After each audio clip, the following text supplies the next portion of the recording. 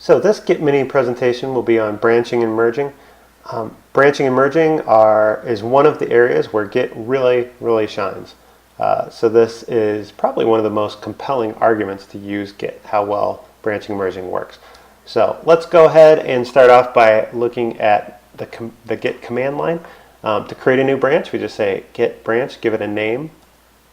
And to switch to that branch, we use the checkout command. Checkout, obviously, it has a different meaning in Subversion. Here, it just means grab that branch from the repository and write it to my working directory.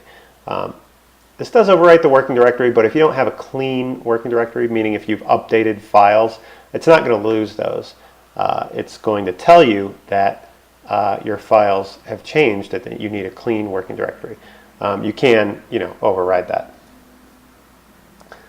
So let's go ahead and look at what is happening behind the scenes when we issue these commands. So when we look at this, we're going to deal with commits, which we know point to a tree structure with blobs/files. So we're just going to go ahead and look at the commits and the references. So let's go ahead and create a new branch and check out that branch. And when we check out, that means it moves the head reference to the feature branch that we just created. So let's do a bit of work. We're going to add a file and commit it with a comment there. We'll do a bit more work. With the commit, if you do a -a, it's going to immediately commit that file, or immediately commit all the files that are being tracked. So that's a way to skip the staging where you stick a file in the index first. So basically it's just skipping the add step. So let's go ahead and check out a new branch. And this is kind of shorthand to both move back to master and immediately create a branch and check that out. So now our head pointer is pointing to our issue branch. Let's do a bit of work. We're going to add a file, commit that, and we'll do some more work and commit that.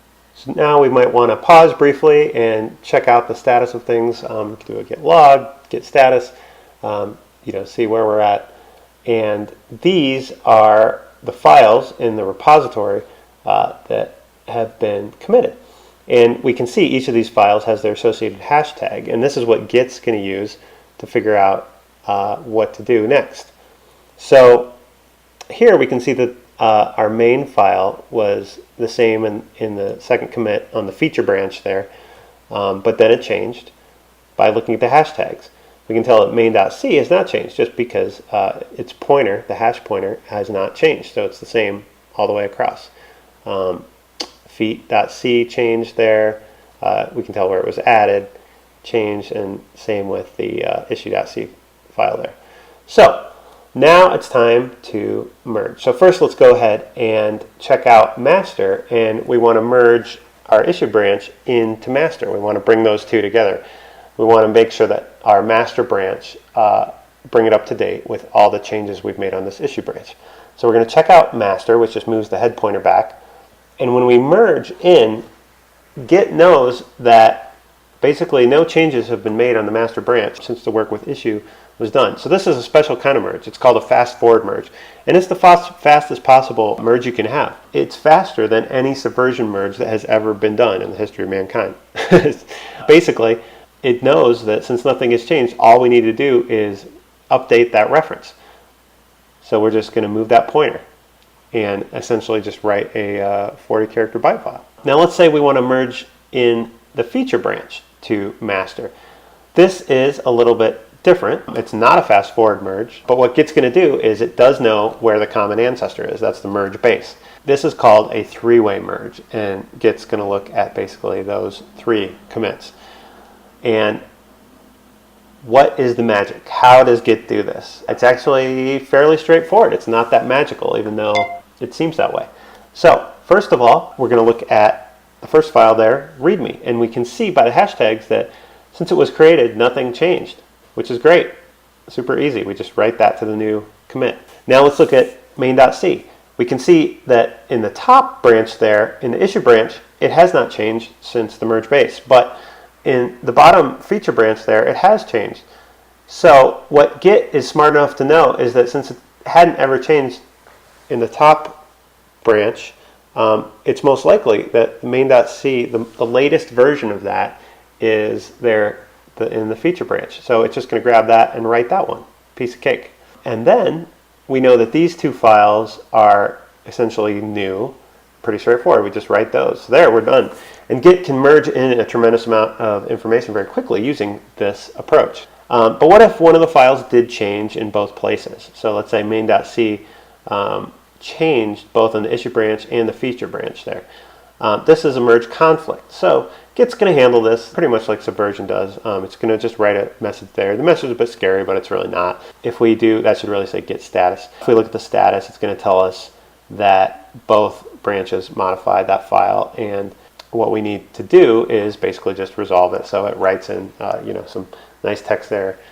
And I really like the way Git handles this. Once you work the file into the state you want it in, you stage it, and that's how Git knows that's the version of the file that you want to commit next.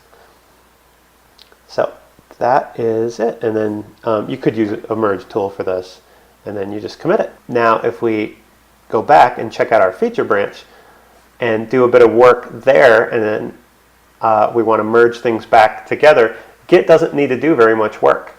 Let's check out master, and then we're going to go ahead and merge in the feature branch. And since we did a recent merge, Git doesn't have to do very much at all. This is called a reintegration merge, and it's very easy to do these again and again. It's a version that's really not ever going to be the case. So you have a common merge base here, and Git can figure out what to do. Now, if we want to delete these branches, we're, with our scenario here, we're probably done with the issue branch. Maybe we're done with the feature branch. We just say -D to delete the feature branch. And deleting a branch sounds a little bit scary, but all it really is you're just deleting that reference to the branch because you don't need it anymore. So it's gone. And we probably want to get rid of the issue branch as well. And of course, all of the commits are still there, and they're not going to go away because they're all pointed to. But if we don't need those features any longer, then it's nice to clean them up. And if we need to go back and check out one of these commits, we can always just reference the hashtag. Now, let's say, and one more thing is that when you try to do this delete, Git knows if there are changes that you haven't merged back into a master branch or another branch, it will tell you that you cannot delete that branch because you haven't merged in the changes. But in some cases, if you do just want to delete that regardless, because you don't ever want those changes again, you can say "D," and then that will override Git's nice little warning. So that's how you do branching and merging. And there are, sort of dozens, if not hundreds, of great things around branching and merging. But just to mention a few of them very briefly, you create isolated experiments. So even if you're just going to change a few files, or maybe even just one file, maybe even just a single character in your file, you don't want to do that on your master branch. Not really, not if you don't have to. So you can isolate experiments. Your team can work in parallel on multiple branches because you can just continue to merge those together at various states along the way and work very closely in parallel. You can have long-running topic branches, so it's really no problem to have a long-running feature branch or work on the next version of your product along, next to your other branches. And let's, give the scenario of your customer calls you up and needs a hotfix, and you've been working on all these other things, features, and who knows what else, the next version of your product. But that your master branch has the latest version, and you've probably tagged that. So to create a hotfix, just branch it, create the fix, merge it back in, and deploy it. And that is very easy to do with this model. And it's really not going to be possible with Subversion to do it nearly as quickly. So let's just take a quick look at merge versus rebase. I'm not going to go into much depth here because the topic of rebase, it can be rather extensive. But from a high level, it's pretty simple. So these are just two different ways to bring branches together.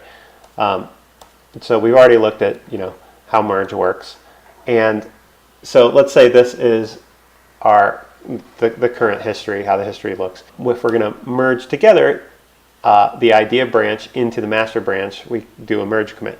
With Rebase, it's different. Rebase is going to do what we call rewrite history. And it's really important to sort of understand what's going on with Rebase, or you can get a bit confused. There are certainly times you want to use Rebase. One example is that if you're using Subversion as a central repository and communicating via the Subversion Git bridge, then you have to use Rebase because Subversion doesn't understand how Git's branching model. So with Rebase, let's say we're going to rebase the idea branch into master. It's going to go ahead and Git's going to look at the deltas here, and what's going to happen is it's going to rewrite C3 and C4 on top of C6 there, and it's going to write those as C3 prime and C4 prime, and then it's going to write this alternate history, this new history. And what's nice about it is simple, so in some cases it's much easier to figure out what was going on and look back. But your C4 and C3 commits there have moved out of the way and you don't have any direct pointers, so you just need to understand sort of what's going on. So that is it. That concludes this Git mini presentation on Git branching and merging. Thanks for listening.